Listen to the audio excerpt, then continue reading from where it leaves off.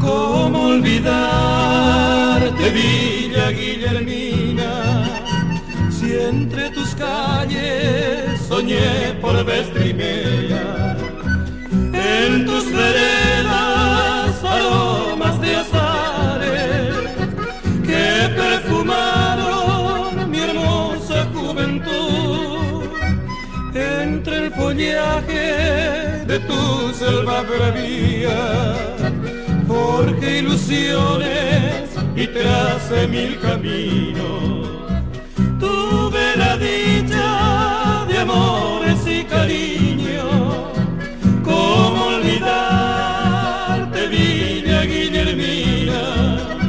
Yo soy uno de tus hijos que a la distancia siempre recuerdo, y aún escucho en mis oídos voces y cantos tan queridos.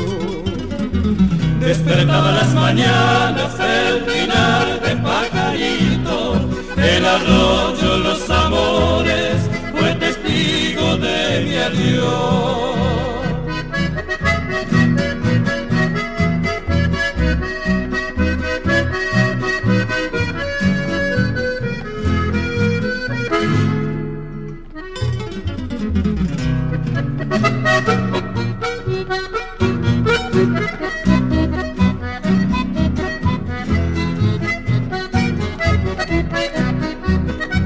Bailando juntos con esa bien amada, sentí en el pecho latir una esperanza. Esos amigos, recuerdos de la infancia, esa maestra que bien me aconsejó.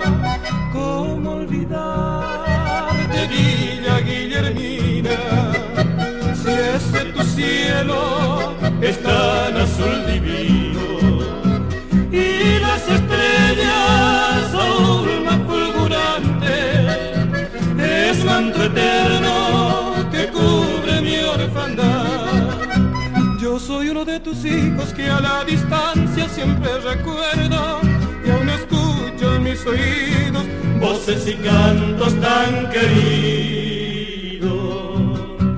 Despertaba las mañanas el pinar de pajarito,